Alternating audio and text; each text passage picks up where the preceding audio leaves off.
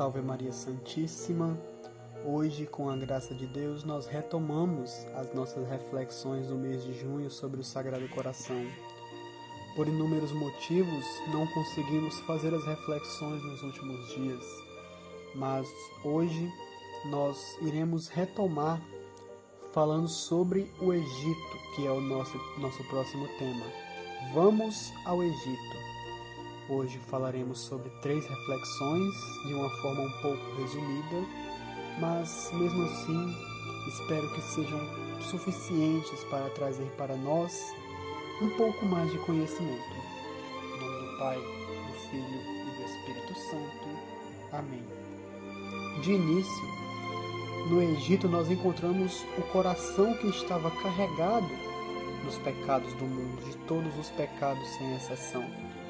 Porque o menino Jesus, quando fugiu para o Egito, foi como um exilado.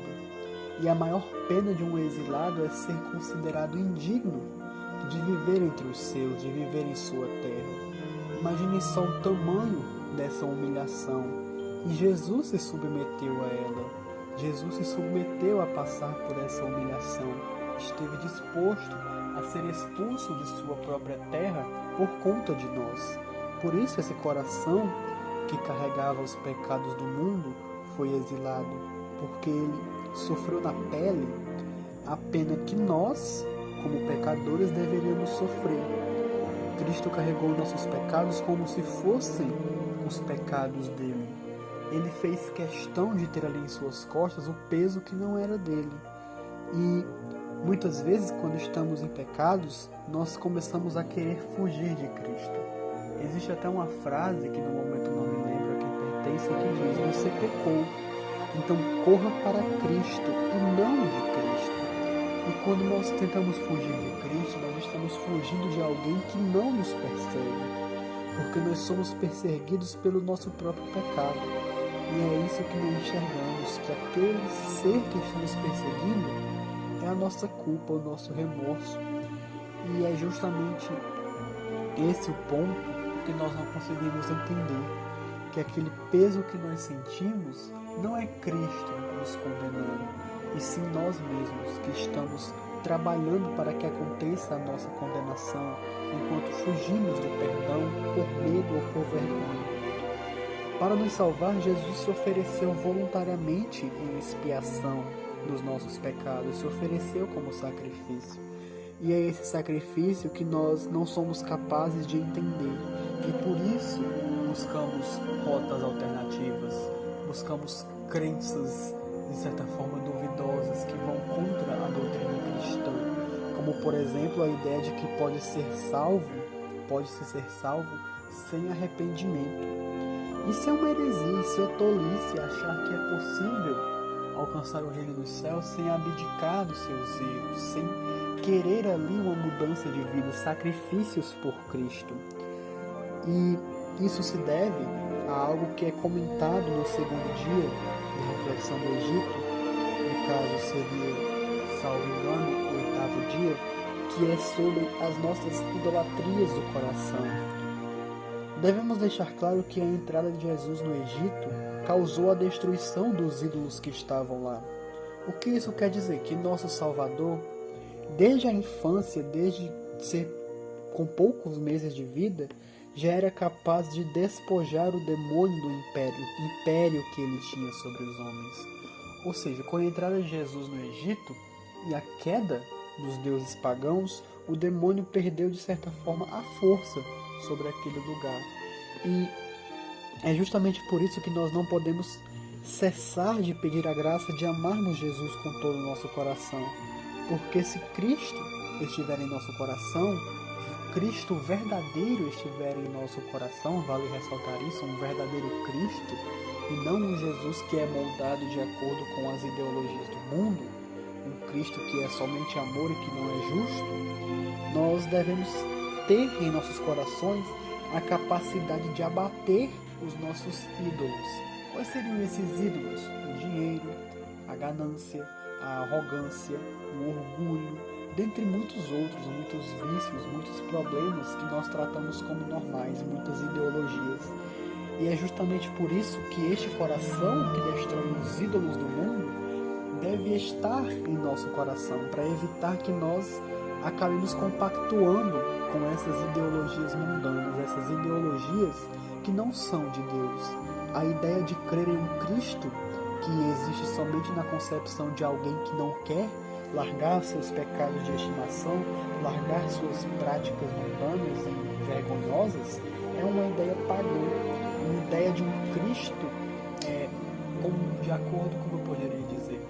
Um Cristo que está de acordo com a ideologia do certo é certo e o errado é certo se me faz bem. E essa prática, essa ideia é diabólica, ela é obra do demônio, porque quando o demônio perdeu o império que tinha sobre os homens com o nascimento de Cristo, ele vem tentando se reerguer. E como ele faz isso? Colocando ideias na nossa cabeça que não são de Deus e fazendo o possível para que essas ideias sejam como verdade absoluta. Nós já vimos muitas vezes e podemos repetir com clareza uma frase que diz: se você não encontra com o demônio no seu caminho, é porque ele está andando ao seu lado. E de fato, infelizmente, em muitos momentos ele está do nosso lado. Quando nós paramos de pregar o Evangelho de Jesus Cristo para pregarmos as ideias do mundo, as normalizações do mundo, por dizer assim. Aquela ideia que deturpa a ideia de quem foi Jesus Cristo, que prega um Cristo somente de amor, um Cristo que perdoa tudo, que nos aceita de qualquer jeito, e não é bem assim. O Papa Francisco nos diz: na igreja há lugar para todos, mas quem são esses todos? São aqueles que estão dispostos a abdicar de suas práticas mundanas, dos seus pecados de estimação, das suas ganâncias, em prol de Cristo. Aqueles que estão dispostos a renunciar o pecado. Esses são os todos. Todos podem renunciar o pecado, mas nem todos estão dispostos a isso. E por que nós devemos pedir a Cristo que nos dê corações capazes de renunciar essas ideologias? Porque o coração de Cristo despreza as riquezas do mundo. Esse já seria o terceiro tema sobre o Egito. No Egito nós encontramos um coração que despreza as riquezas do mundo. Mas como assim? Porque a riqueza de Deus é infinita. Ela não depende de outra pessoa para ser grande. Ou seja, se a riqueza de Deus é infinita, ele não é dependente das riquezas do mundo. Portanto, ele despreza tudo aquilo que o mundo pode oferecer, aquele dinheiro. Porque esse Deus tão rico que nós conhecemos é infinito. Ele não é rico de coisas materiais. Ele é rico em tudo que nós possamos imaginar que seja de virtude. No amor, na justiça, inúmeros fatores. E é um tanto quanto irônico pensar que esse Deus tão rico quis nascer pobre, numa manjedoura. E seu único objetivo era nos enriquecer a nossa alma. Seu objetivo nascendo pobre foi nos levar a desapegar dos bens terrenos. E esse desapego não está presente em nossas vidas. Nós não temos em nossa mente a ideia de que somos apenas viajantes desse mundo e que os tesouros dessa terra são inúteis. Tudo aquilo que nós podemos alcançar de bem material é inútil se não for favorável à nossa vida espiritual, à nossa vida ao lado de Deus.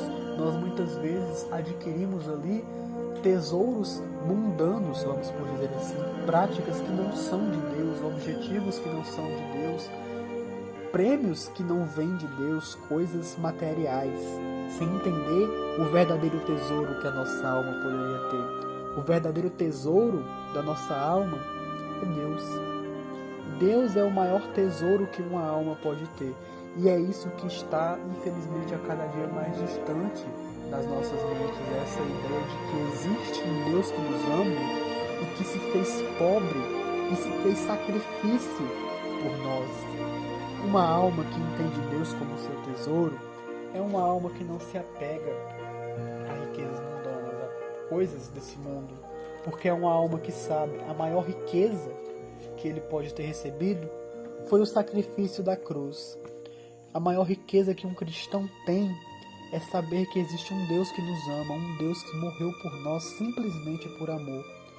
Então que nós possamos, a partir dessas 3 reflexões, nos aproximar daquele pequeno coração que fugiu exilado para o Egito, daquele coração que destrói os ídolos desse mundo, os falsos ídolos, esse coração que despreza as riquezas crescentes nesse mundo, as riquezas mundanas.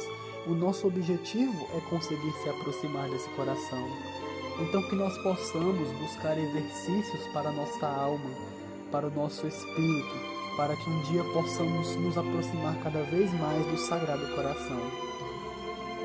Não se esqueça de seguir a Filhos de Maria nas redes sociais e assim que possível estarão disponíveis no nosso grupo de WhatsApp as nossas práticas e as nossas preces para que nós possamos ter um pouco mais de devoção ao Sagrado Coração de Jesus.